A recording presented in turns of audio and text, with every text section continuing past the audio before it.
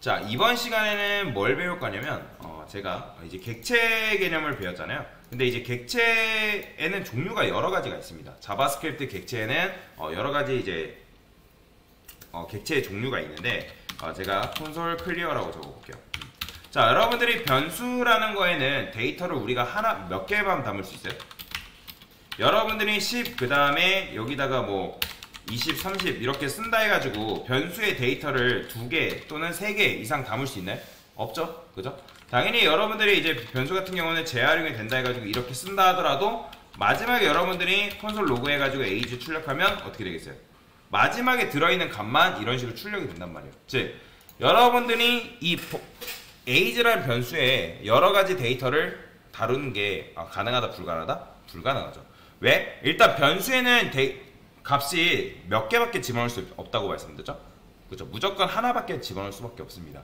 그러니까 모든 프로그래밍에서 변수에 데이터를 2개 이상 집어넣는 건 언어도 없어요. 그렇기 때문에 변수에는 데이터를 하나만 집어넣을 수 있는 건데, 근데 이제 지금 제가 하고 싶은 게 뭐냐면 공통적인 데이터가 있을 수 있단 말이에요. 예를 들어서 이 ages라 했을 때 제가 복수로 지었다는 거는 나이 하나만 저장하려는 게 아니라 나이들을 지금 관리하고 싶은 거란 말이에요. 그죠? 자, 아까도 말씀드렸지만 객체가 변수에 들어가는 게 아닙니다. 여러분 잘 기억하셔야 돼요. 객체가 변수에 들어가는 게 아니라 변수에는 이제 객체가 만들어지면 그 객체가 실제로 가지고 있는 주소값이라는 게 있는데 그 변수가 그 객체의 주소값을 참조하는 거지 그 객체가 변수에 들어가는 개념이 아닙니다. 이게 조금 어려운데 일단은 그냥 그 정도로만 이해하세요. 여러분들이 자바스크립트를 그렇게 딥하게 이해해가지고 사용할 일이 거의 없기 때문에 그냥 그 정도로만 이해하시고 나중에 더 궁금하신 분들은 그 부분에 대해서 제가 일단 나중에 알려드릴게요. 자, 지금 하고자 하는 건 어쨌든 뭐다? 공통적인 데이터를 묻고 싶다라는 거예요. 아까 여러분들 객체 배웠던 건 뭐예요? 객체는 복합적인 데이터를 다룰 때 지금 사용을 했죠. 그죠? 근데 그거 말고 여러분들이 공통된 데이터를 다루고 싶다. 자, 그러면 제가 여기다 이렇게 쓸게요. 프루츠라 써볼게요. 프루츠. PRUITS. 과일들이죠. 과일. 그 다음에 당연히 여기다가 여러분 사과 쓰면 사과 저장하는 거 뭐 어렵지 않죠. 그죠? 당연히 이렇게 하면 사과 하나가 이제 출력이 될 테고, 근데 아까도 말씀드렸죠. 과일들을 지금 다루고 싶단 말이에요. 그래서 여기다가 어떻게 쓴다? 대괄호 쓴 다음에 사과, 그 다음에 뭐 바나나, 그 다음에 딸기, 이런 식으로 작성을 해볼까요? 자, 이걸 뭐라고 하냐면 배열 객체라고 합니다. 정확히 뭐라고요? 배열 객체라고 해요. 배열. 원래라면 원래 여러분들이 객체라는 거를 만들려면 어떻게 만들냐면 자바스크립트에서 객체를 원래는 이렇게 만듭니다. new array.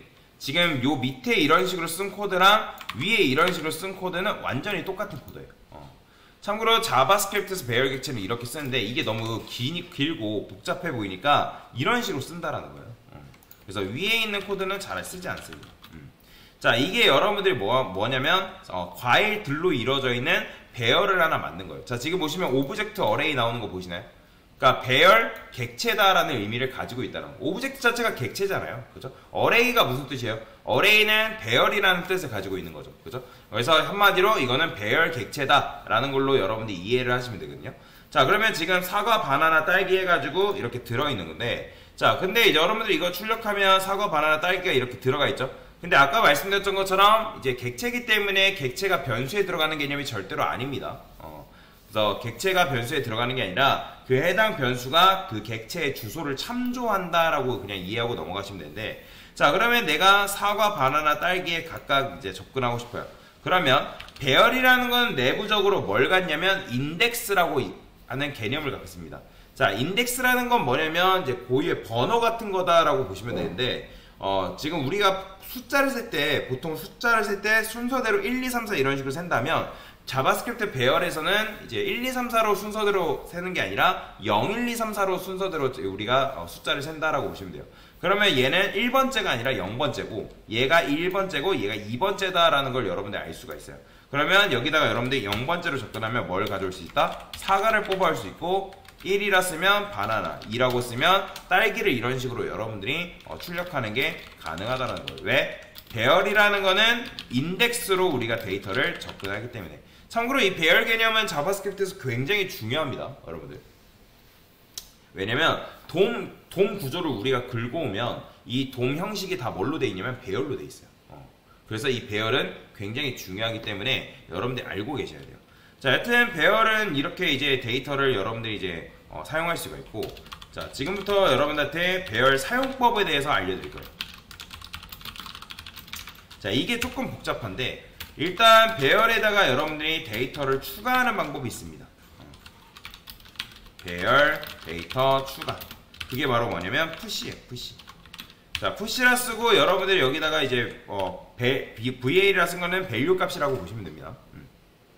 자, 여기다가 여러분들이 푸시라고 쓰고, 그 다음에 푸시라 쓴 다음에 내가 이제 뭐 거봉, 자, 거봉이라고 썼어요.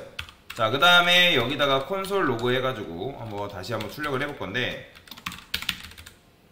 자, 이렇게 하면 사과 바나나 딸기가 나오겠죠. 근데 거봉이 추가되고 나서 출력을 해보면, 자, 보이시나요? 사과, 바나나, 딸기, 거봉이 이런 식으로 추가되는 걸 볼 수가 있어요. 이 푸시는 참고로 뭐냐면 얘는 여러분들이 데이터를 추가하게 되면 배열의 마지막 요소, 즉 딸기가 마지막 요소인데 그 마지막 요소의 뒤에 맨 마지막에 뭐다? 값이 위치한다라고 보시면 돼요. 그래서 푸시는 배열의 마지막에 요소값을 추가한다라고 여러분들이 생각을 하시면 되겠습니다. 거봉이 어쨌든 뭐예요? 얘가 지금 3번째 인덱스라고 보시면 되고요. 그 다음에 만약에 하나 더 추가했어요. 용과라 해봅시다. 용과. 그러면 얘가 뭐예요? 얘가 4번째 인덱스에 이런 식으로 위치하게 된다. 자, 그래서 순서로 따지면 얘가 0번째, 1번째, 2번째, 3번째, 4번째다 라고 여러분들이 생각하시면 됩니다. 자, 근데 나는 이제 이거를 배열의 맨 마지막에 데이터를 추가하는 게 싫다. 그러면 이것도 잘 안 쓰긴 하는데 언시프트라는 게 있습니다. 자, 참고로 제가 이거 알려드리는 거 다 외우지 않아도 상관없습니다. 여러분들이 필요한 거는 그때그때 찾아서 사용해도 상관없어요. 자, 그러면 이 언시프트라는 거는 뭐냐? 얘는 배열의, 아까 여러분들이 이렇게 쓴 거는 배열의 마지막에 요소값 추가라면 얘는 배열의 첫 번째 요소값이 추가된다라고 보시면 돼요. 자, 그러면 정말일까요? 풀어 쓴 다음에 제가 언시프트라고 적어볼게요. 뭐라 쓸까요? 토마토라 써볼까요? 토마토는 근데 야채죠. 참외라 써. 자, 참외를 출력하고 제가 여기다가 콘솔 로그 했어요. 그러면 어떻게 나올까요? 자, 오토가 있죠. 언시프트, 그쵸. 이렇게 써줘야죠.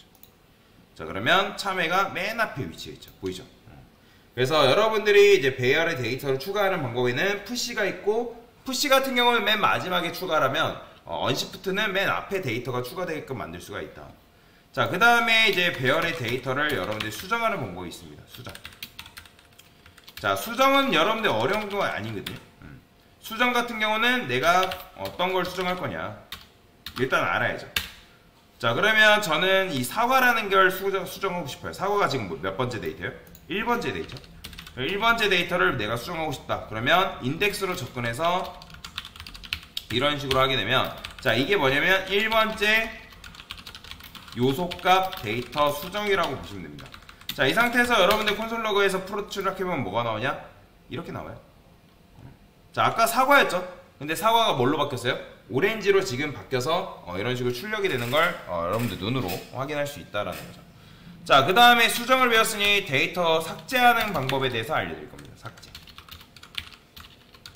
자, 삭제 첫 번째. 자, 그게 바로 뭐냐면 팝이에요. 팝. 들어보신 분들 계실지 모르겠지만 자, 팝이 배열에서 데이터를 삭제하는 건데, 자, 여러분들이 푸르시라 쓴 다음에 팝이라 쓰고, 그 다음에 팝이라고 그냥 쓴 다음에 소가로만 쓰면, 자, 이거는 어떻게 삭제되냐면, 자, 지금 데이터가 어떻게 돼 있다고요?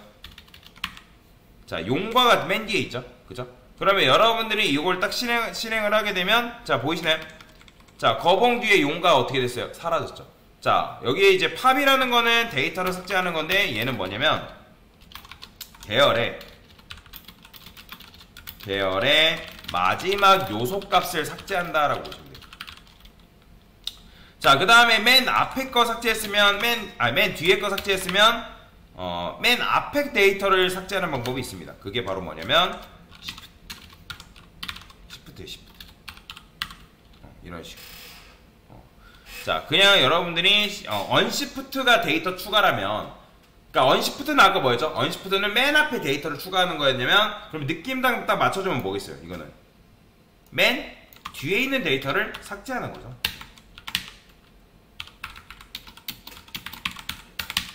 자, 실행해보면 맨 앞에 있는 데이터가, 자, 보이죠? 참외가 삭제가 된 상태에서 여러분들이 출력이 되는 걸 볼 수가 있다. 자, 그래서 언시프트는 뒤의 요소, 그 다음에 시프트는 배열의 첫 번째 요소 값을 삭제한다 라고 여러분들이 알고 넘어가시면 되겠습니다. 자, 그러면 이제 배열의 특정 부분만 출력하는 방법이 있습니다. 자, 참고로 자바스크립트는 자바랑도 유사한 구조를 띠고 있고, 또는 파이썬이랑도 굉장히 유사한 구조를 띠고 있기 때문에 뭐 파이썬을 배워보신 분들이라면 요걸 크게 어렵지, 이질감을 느끼지 않을 겁니다. 자, 배열의 특정 부분만 출력하는 게 있어요. 자, 이걸 파이썬에서는 슬라이싱이라고 하는데 자바스크립트에서는 뭐라고 하냐면 슬라이스라고 합니다. 슬라이스. 자, 슬라이스. 자, 근데 이 슬라이스 같은 경우는 어떻게 쓰냐? 앞에 시작 인덱스 쓰고요. 그 다음에 뒤에 부분에는 끝 인덱스를 작성한다.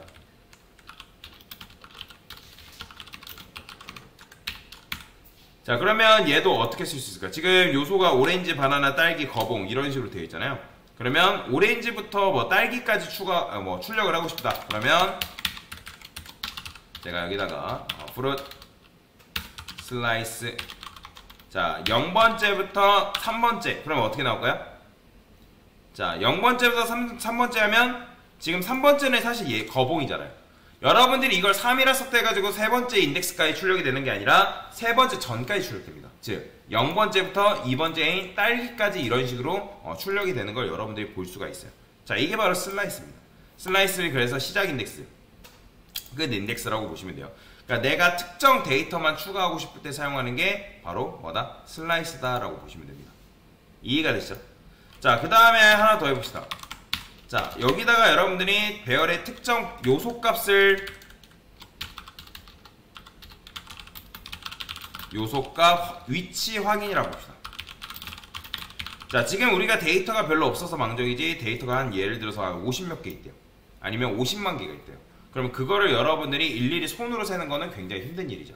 자, 그래서 인덱스 오브라는 게 있습니다. 자, 이 인덱스 오브가 뭐냐면 해당 데이터의 위치 값을 확인을 시켜주는 이제 함수다라고 보시면 되거든요. 자, 그러면 여기다가 저는 인덱스 오브라고 써볼게요. 자, 잠깐만, 이거 코드 잘못 썼죠?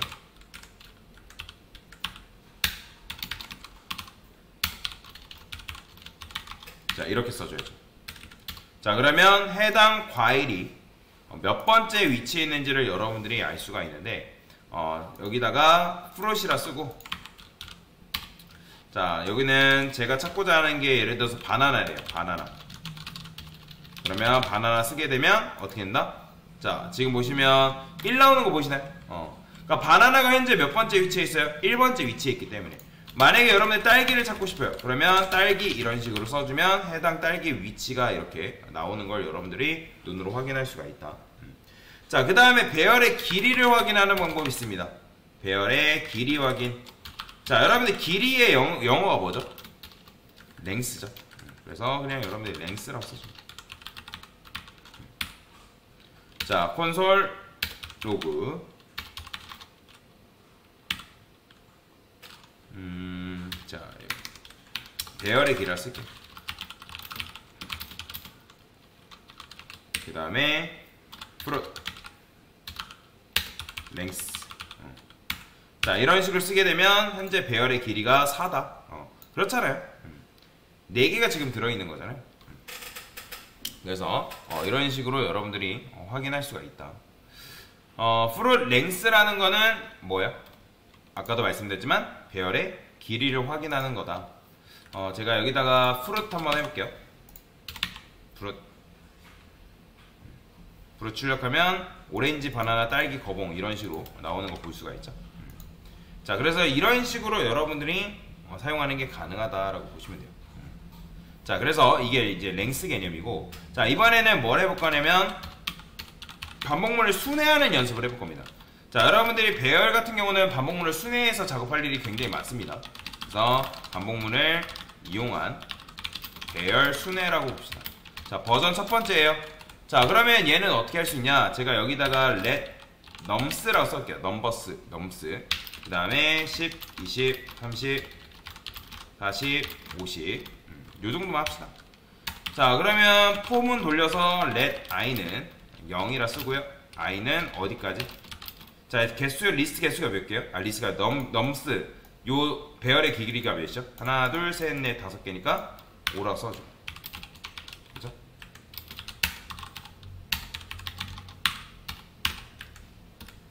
자, 이런 식으로 쓰게 되면 0, 1, 2, 3, 4 하기 때문에 이렇게 나오겠죠. 근데 이제 nums, 우리가 아까 말씀드렸던 건 배열은 뭘로 접근하다? 인덱스로 접근하다라고 말씀드렸기 때문에 nums에 i번째로 적어주면 되겠죠. 그러면 12, 30, 42, 52 이런 식으로 출력이 되는 거죠. 자, 그러면 지금 5를 썼던 거는 이 배열의 길이가 5기 때문에 이렇게 쓴 건데, 얘를 대체할 수 있는 녀석이 있죠. 바로 뭐?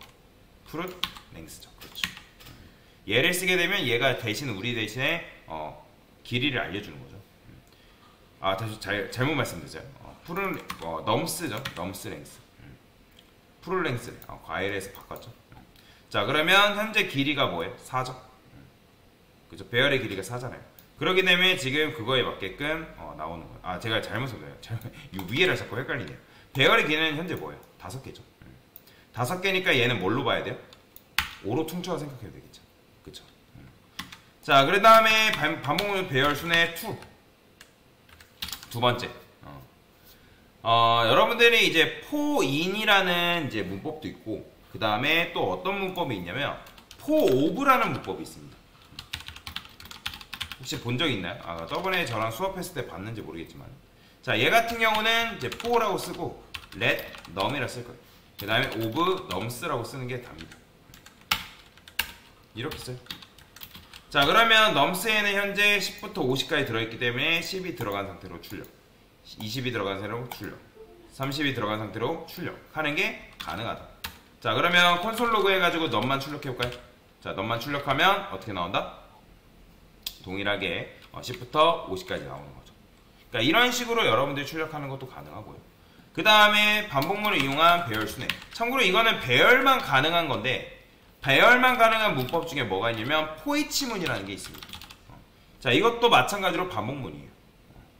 자, 이번에는 여기다가 뭐라고 쓸 거냐면, 지금 제가 nums라 썼죠. 자, nums에 뭘 쓸 수 있냐면 점 한 다음에 포이치라고 적어줄 수 있습니다. 포이치. 그 다음에 소가로 쓴 다음에 여기다가는 함수 소가로 여기다가 중가로 이런 식으로 이제 올 수가 있어요. 그러니까 여러분들이 nums 한 다음에 포이치 쓰게 되면 얘도 반복문이에요.